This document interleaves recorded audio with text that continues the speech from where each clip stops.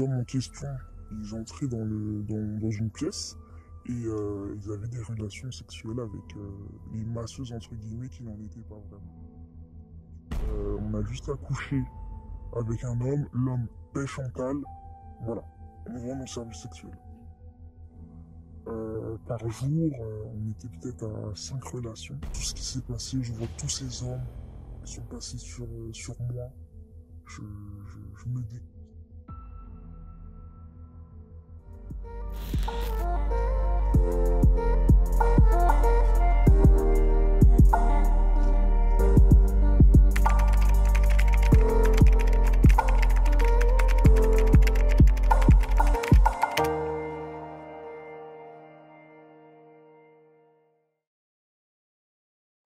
Chers téléspectateurs, bienvenue sur votre émission À cœur ouvert.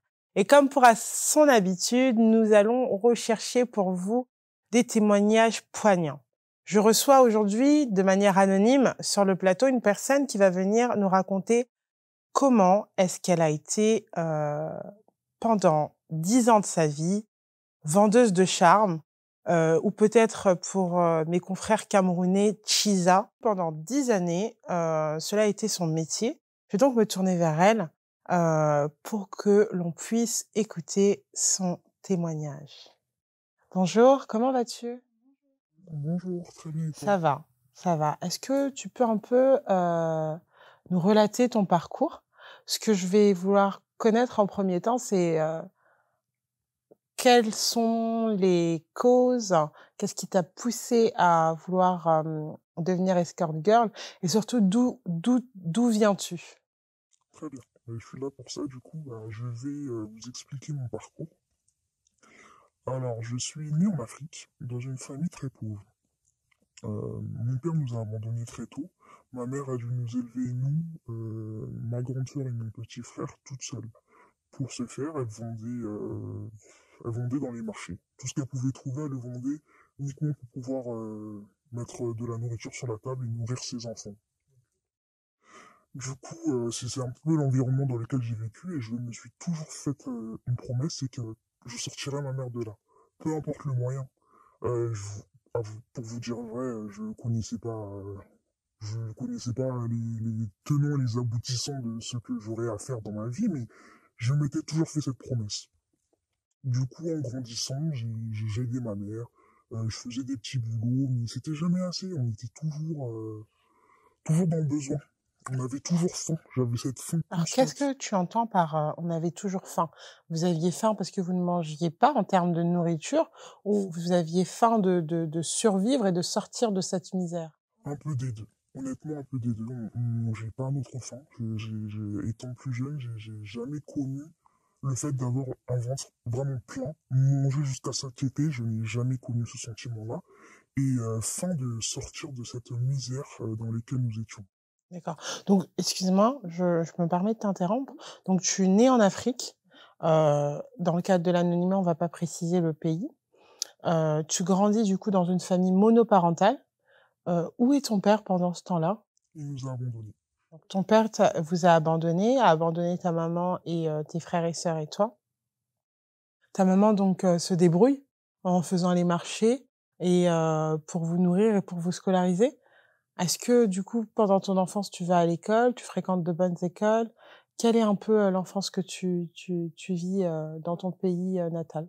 Je ne vais pas à l'école, ni mon frère ni ma sœur, on n'a pas les moyens. Comme je vous ai dit, l'argent que nous avions, c'était uniquement pour pouvoir s'alimenter. Et s'alimenter au jour le jour. C'est-à-dire, on ne savait pas si le lendemain, on aurait de quoi manger. Donc, c'était impossible pour nous d'être scolarisés à ce moment-là. D'accord. Après ça, comment est-ce que vous arrivez en Europe? Alors, c'est une très longue histoire. Donc, du coup, en grandissant, comme je l'ai dit, je fais des petits boulots, j'essaie de pouvoir apporter de quoi nous nourrir, mettre un peu de baume au cœur à ma mère, mais c'est jamais suffisant pour moi. Je me dis que je pourrais faire plus. Donc, je deviens une jeune femme assez convoitée par la gente masculine, du fait que je présente bien, je dirais.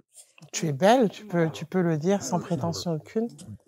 Donc du coup, je commence à sortir, je fais des rencontres, je sors en boîte de nuit, je suis invité à plein d'événements, je commence à avoir une petite, à mon niveau en tout cas à ce moment-là, notoriété sur les réseaux sociaux, du fait que je fréquente des gens assez importants dans mon pays. Et c'est comme ça que ma vie, entre guillemets, a basculé dans la mesure où j'ai fait une rencontre qui a tout changé. D'accord. Donc là, on n'est toujours pas arrivé au fait que tu es en Europe. Comment est-ce que ta famille et toi arrivez en Europe? Est-ce que ta famille est en Europe ou est-ce que c'est que grâce à cette rencontre que tu fais que tu découvres l'Europe? Bah, c'est grâce à cette rencontre-là, parce que cette rencontre-là va me mettre dans un réseau. Et à partir du moment où je suis dans ce réseau, tout se débloque. C'est-à-dire que je me fais des contacts qui vont me permettre de faire voyager ma famille, de les mettre dans des conditions acceptables et dans lesquelles je suis fier de mettre ma mère. Donc voilà. Donc là, c'est le cheminement en fait. J'y viens au fait d'être sorti de toute cette misère. D'accord. Donc tu grandis dans une famille pauvre, venant de parents en tout cas qui ont des difficultés financières. Et dans ton pays d'origine, de par ta beauté, tu fais pas mal de rencontres et tu commences à acquérir une certaine notoriété. Au travers de cette notoriété, tu fais the rencontre, qui change ta vie et qui va bouleverser tout le parcours de ta vie. Donc tu es dans l'escorting après. Exactement. Est-ce que tu peux nous en dire plus? Bien sûr. Donc du coup, cette rencontre-là, on va l'appeler Chantal. Ouais, on va l'appeler Chantal. Chantal, c'est une femme d'une quarantaine d'années euh, qui respire la richesse, j'ai envie de dire. Elle est tellement belle, elle a tout ce qu'il faut. Elle a une belle voiture, elle a une belle maison. C'est une femme, elle est entrepreneuse parce qu'elle a un salon de beauté. Et elle a plein de gens qui travaillent à son service et je l'admirais vraiment. Et du coup, cette Chantal-là m'a pris sous son aile parce qu'elle a vu en moi un potentiel. Voilà, je vous répète ces mots. Donc du coup, elle m'a pris sous son aile et elle m'a mis en tant qu'employé dans son salon de beauté. Euh, voilà, ça commence comme ça en fait, notre petite rencontre. Et du coup, à partir du moment où je suis employé chez elle, je fais peut-être un mois en tant que réceptionniste dans le salon de beauté. Et je me rends compte que c'est pas un salon de beauté comme les autres. Parce que je vois des hommes assez respectables rentrer dans une salle de massage et sortir après plusieurs heures. Qu'est-ce que tu entends par hommes respectables, des hommes respectables, pardon, des hommes de pouvoir Oui, de ton pays natal? exactement. D'accord. Je vois des hommes de pouvoir, des hommes politiques. À ce moment-là, qu'est-ce que tu te dis, toi qui viens de la, si je peux me permettre, du coup, d'un milieu très pauvre, tu te retrouves face à des hommes très riches. Qu'est-ce que tu te dis à ce moment-là? Est-ce que tu te dis, j'ai réussi en travaillant dans ce salon de beauté? Exactement. Je me dis, j'aurais jamais pensé que j'aurais pu en arriver là. Et je suis très impressionné. J'arrive pas à croire mes yeux en fait. D'accord. T'arrives pas à en croire tes yeux. Voilà. Donc, Chantal te prend sous son aile et te fait travailler dans un salon de beauté, mais qui en réalité n'en est pas vraiment un et qui est plutôt un salon, je sais pas, je te laisse dire les termes, Voilà, c'était un salon de passe. un salon de passe. Exactement. D'accord. Donc, qu'est-ce qui se passe du coup dans ce salon? Qu'est-ce qui se passe? Bah, les hommes en question, ils entraient dans une pièce et ils avaient des relations sexuelles avec les masseuses, entre guillemets, qui n'en étaient pas vraiment, contre une somme d'argent. D'accord. Donc, là, on est d'accord qu'on est toujours, dans ton pays natal. Je n'ai toujours pas en Europe. Donc, à partir de ce moment-là, est-ce que tu comprends dans quel, environnement tu as mis les pieds? Est-ce que tu l'acceptes, surtout? Bah, honnêtement, oui, je comprends, parce que je suis pas naïve, mais je me dis, j'aurais jamais, j'aurais jamais cru en arriver là. C'est vrai que je me suis toujours fait la promesse de me faire de l'argent, mais je savais pas comment, mais j'ai jamais pensé à ce moyen-là. D'accord, donc toute ton enfance, tu savais que tu allais faire sortir, ta maman de la misère, tes frères et sœurs de la misère, mais pas par le biais du plus vieux métier du monde, si je peux, du coup me permettre. Question pour que les internautes, et les téléspectateurs puissent comprendre. Quelle est du coup, la différence entre l'escorting et la prostitution? Dans l'escorting, on a deux phases. Il y a la phase où on va accompagner le client, on va l'accompagner, on va sortir avec lui, on va aller au restaurant, on va aller au théâtre. On aura juste ce rôle-là d'accompagnant et voilà, on est la vitrine, quoi. D'accord.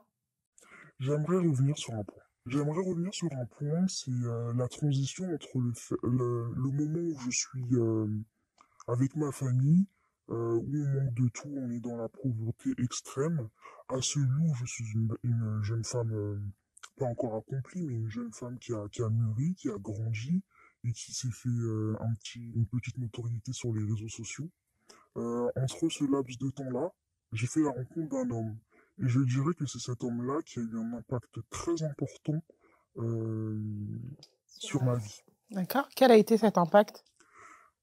Il m'a, il m'a fait,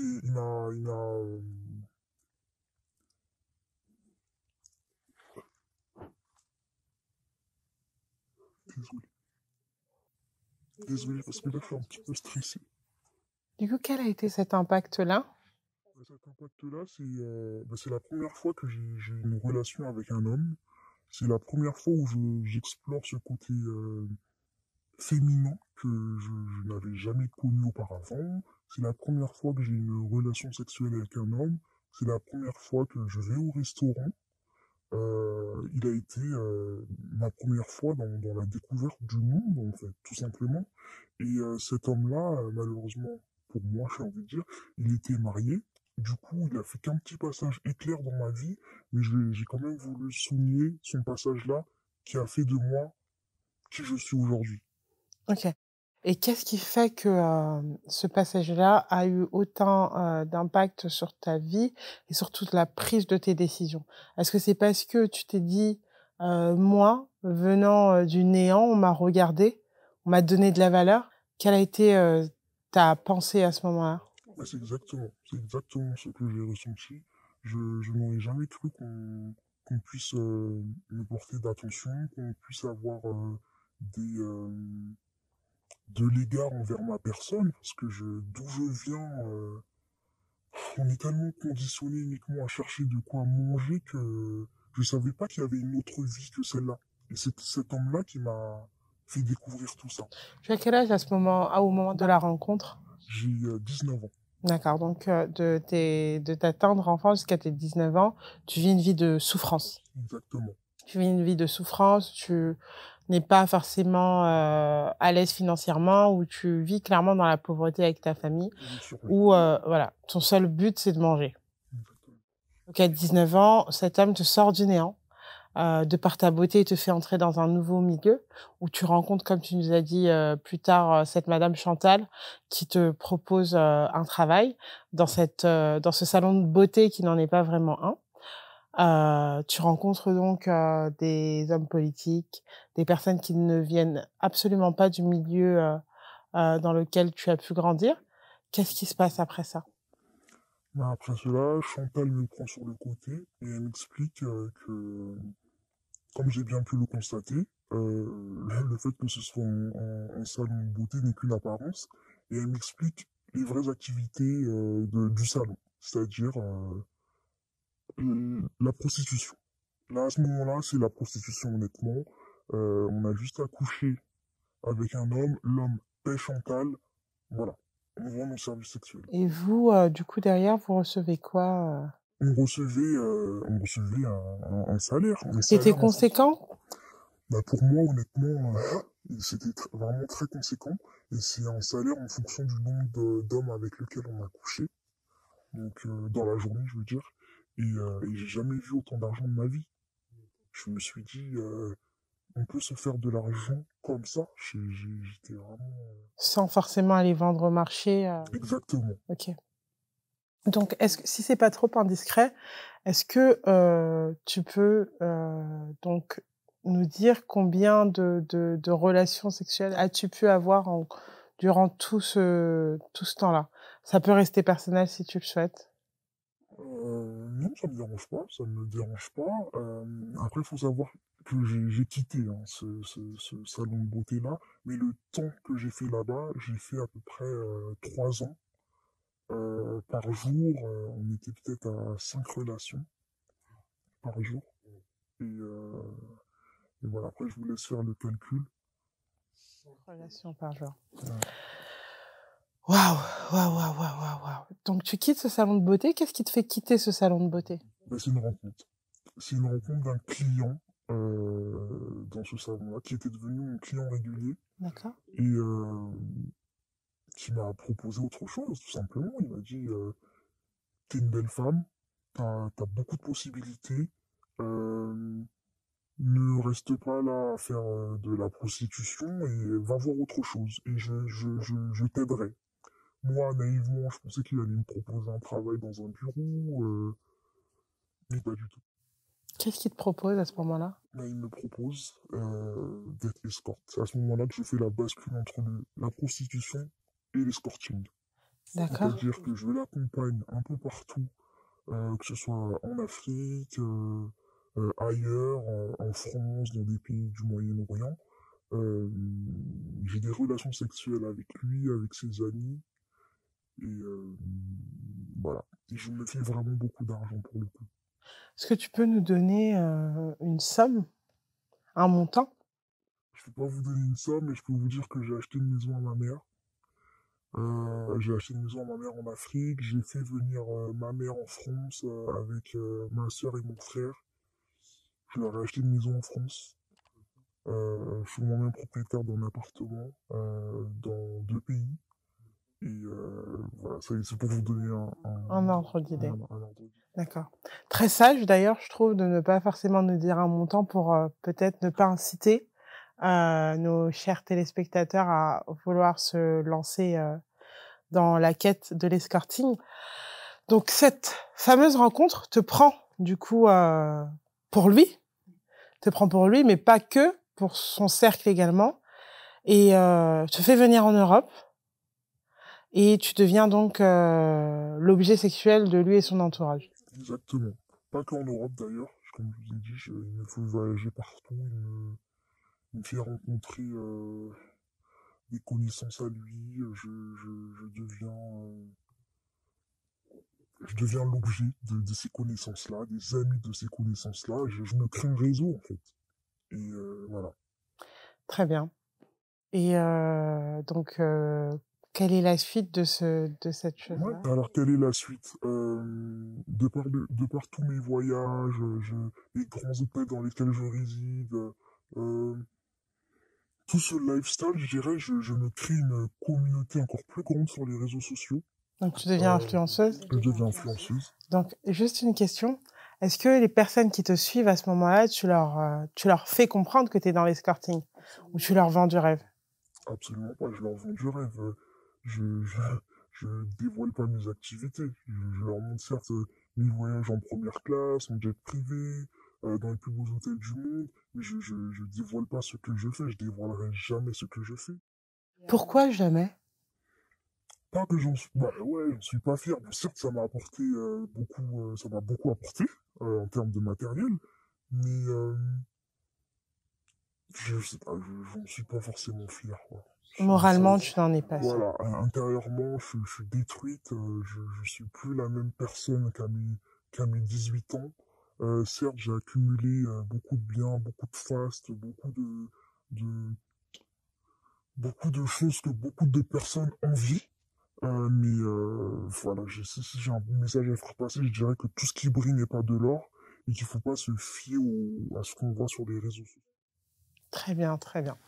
Tu disais tantôt que tu étais suivi par des milliers de personnes sur les réseaux sociaux, où tu partages ton lifestyle, tes voyages en jet privé, tes voyages en business. Tu nous fais un peu languir, nous qui sommes sur Instagram ou TikTok.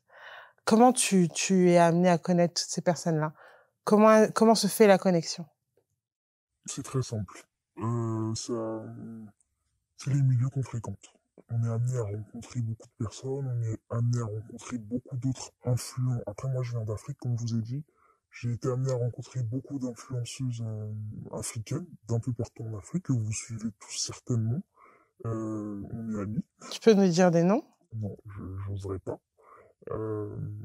Du coup, on est amis, on voyage souvent ensemble, on a parfois des clients en commun, et ça devient une autre normalité, quoi. Donc, vous toutes, dans ce milieu-là, vous vous connaissez. Exactement. Tu entres en connexion, toi, la fille qui vient d'un milieu très modeste, avec des personnes très connues.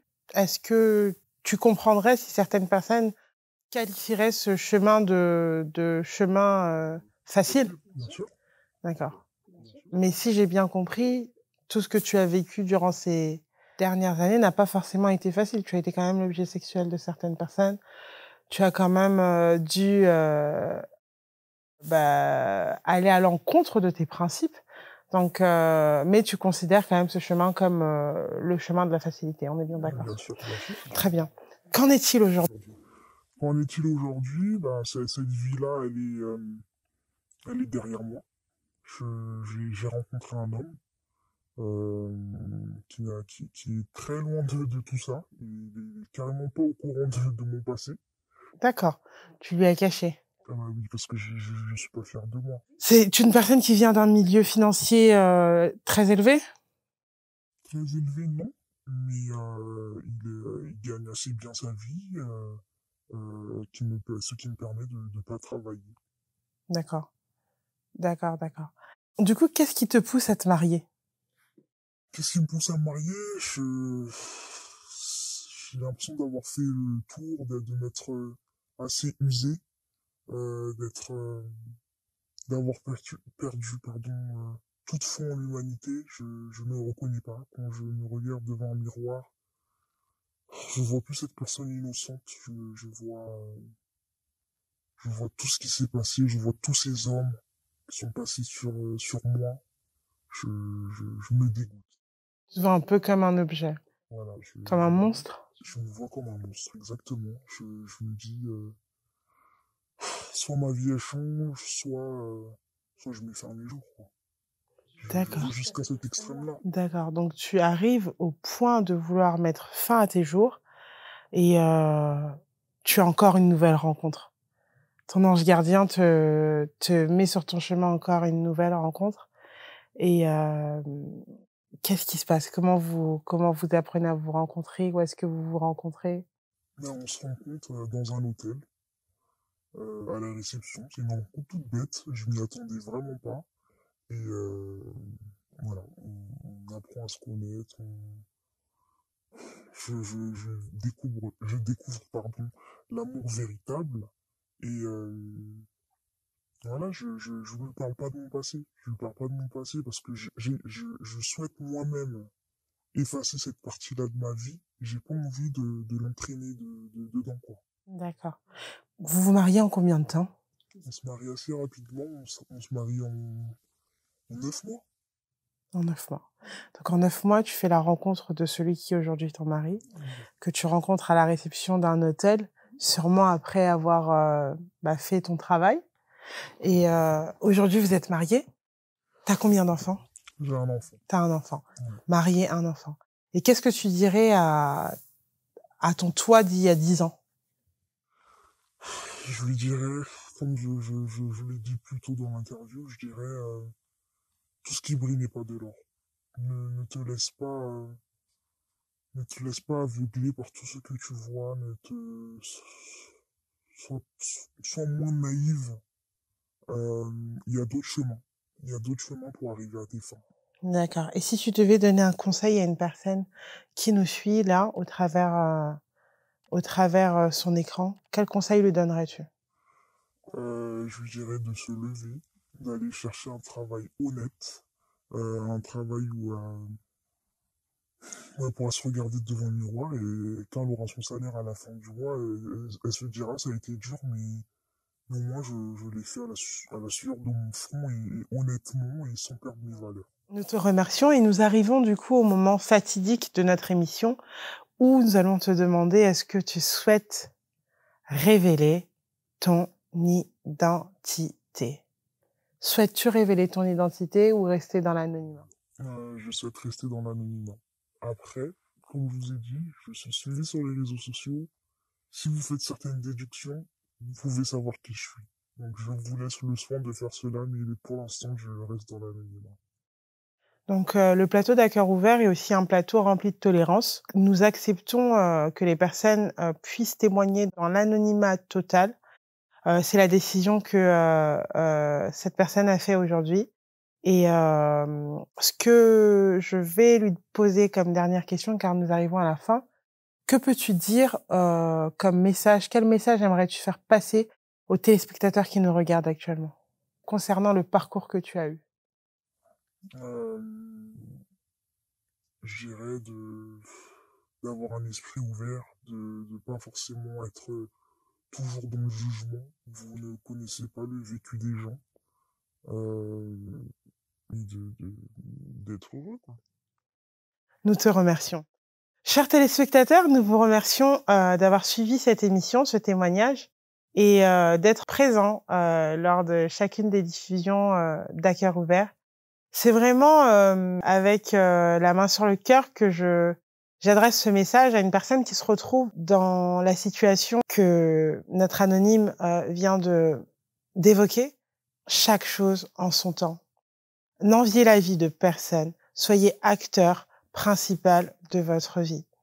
Soyez acteur principal de votre vie, car tout ce qui brille n'est pas de l'or. Je ne suis personne pour juger, car ayant des valeurs chrétiennes, seul Dieu peut juger, mais faites les bons choix, car chaque décision que nous prenons dans notre vie a des répercussions sur la suite. Je vous dis rendez-vous au prochain épisode d'À Cœur Ouvert.